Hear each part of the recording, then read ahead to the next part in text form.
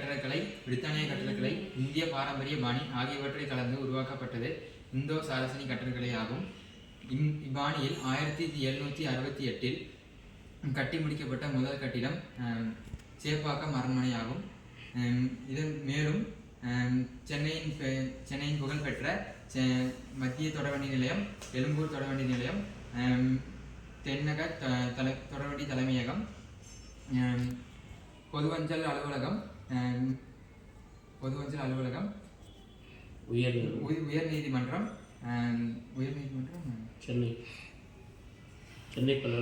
சென்னை பல்கலைக்கழகம் ஆகியவற்றை இந்தோ சாரசனி கட்டடக்கலைக்கு சான்றுகளாகும்.